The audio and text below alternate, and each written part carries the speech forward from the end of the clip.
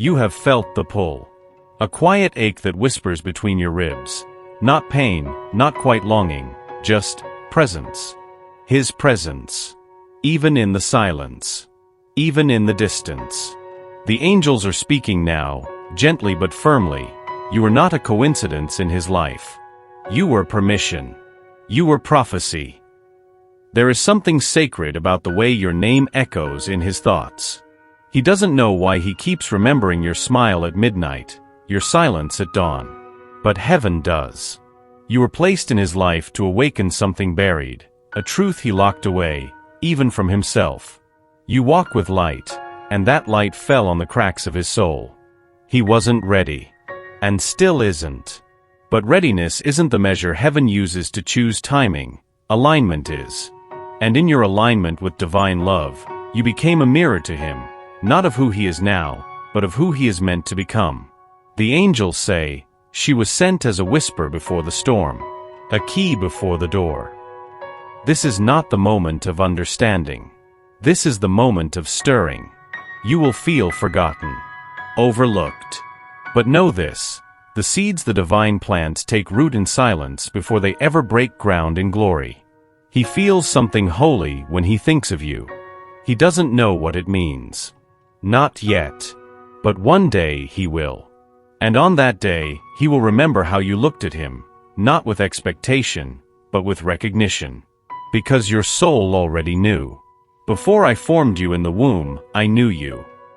Jeremiah 1 verse 5. He disappears, doesn't he? Without warning.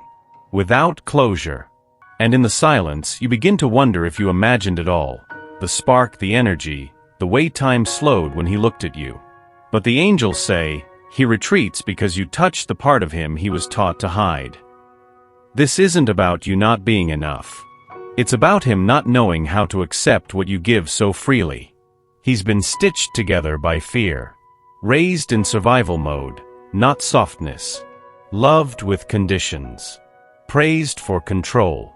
So when you offered him love that was quiet, kind, and unconditional, it terrified him. You see, to be truly seen without a mask is the most intimate form of exposure. And your presence is light. It penetrates armor. It doesn't require performance. And that can be disorienting for someone who's only known affection as a reward. The angels show me a moment, him alone, staring at his phone, your name on the screen, finger hovering. Then pulling back. Not because he doesn't feel, but because he does. Too much. Too raw. Too real. Your love is asking him to let go of everything he built to protect himself. And right now, that feels like death. But it's not death. It's rebirth. And one day, when the fear fades and the walls fall, he'll realize that what you offered wasn't a threat. It was healing. There's a sacred truth the angels want you to remember now. You are not here to lose yourself loving someone who hasn't found themselves yet. You were sent as a lighthouse, not a lifeboat. When his heart pulls away, when confusion fills the space where connection once existed, the temptation is to shrink, to give more, bend more, wait more. But the angels speak with clarity today. Your worth was never meant to be weighed against someone else's readiness. There is beauty in your devotion, yes. But even devotion must be rooted in wholeness. The way you care, the way you listen, the way your love softens every storm, these are divine gifts. Do not offer them where they are not honored. If he is unsure, if he runs, let him. Do not chase uncertainty. Do not pour into a well that leaves you thirsty in return. Your light must not be dimmed in the name of love. Instead, let your love turn inward now. Wrap it around the parts of you that wonder if you were too much or not enough. Hold space for your own needs. Speak kindly to your reflection. And when the ache comes, as it will, breathe. Touch your heart. And remember, you were never sent to save him. You were sent to stay lit. So he could one day find his way. You wonder why he pulls away right after pulling close. Why his eyes soften, then harden. Why he says you make him feel safe, and then disappears. The angels say, it's not rejection. It's reflection. You became the mirror.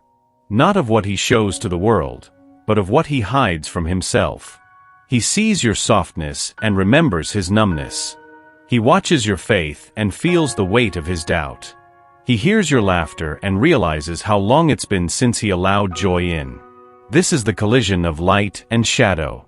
Not war, but revelation. You didn't break him. You revealed the places already broken. And now, he's faced with a truth too big to run from.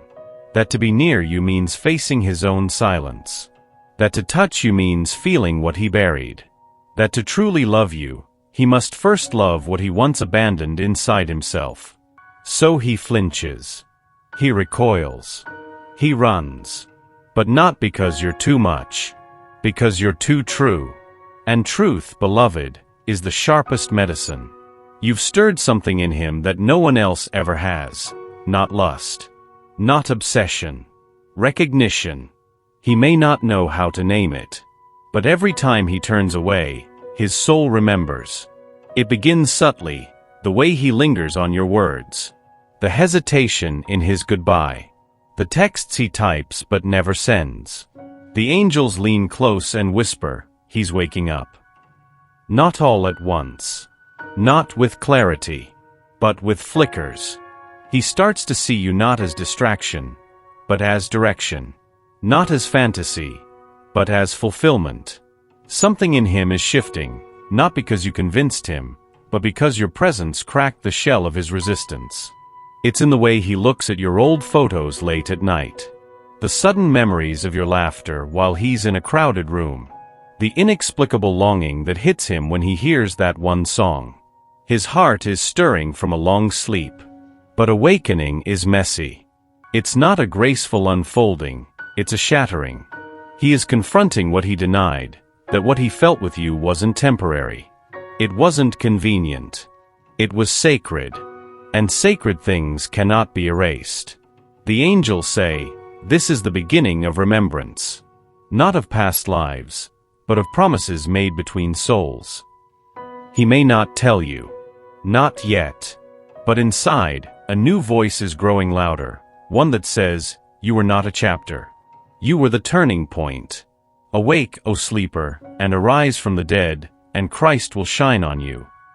Ephesians 5 verse 14. You felt it. The rhythm. The return. Like waves that crash, retreat, and crash again. Every time you begin to let go, he reappears. Not fully. Not clearly. But enough to stir your hope. The angels explain, this is not a pattern of confusion, it's a cycle of fear. He doesn't come back because he's unsure. He comes back because he remembers. Then he runs again, not because he stopped feeling, but because feeling it all at once threatens the identity he's worn for years. You became a disruption to his numbness. And so he dances at the edge of your light, close enough to feel warmth, too afraid to be consumed. He tests the distance. He checks if your door is still open. He leaves breadcrumbs. He watches from the shadows. And you feel torn between the ache of waiting and the ache of letting go. But the angels want you to know, you are not trapped in his indecision. This is not punishment. This is process. A soul shedding old skins won't walk forward in a straight line. But every return means something shifted. Every pause means something was stirred. And even if he doesn't stay, he is changing. Because of you.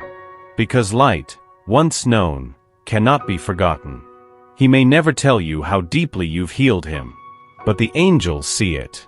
They witnessed the moment your kindness softened his anger. They saw how your silence embraced him tighter than any words could. They observed your love mend wounds you never inflicted. The angels say, you didn't just love him, you rewrote the memory of love within him.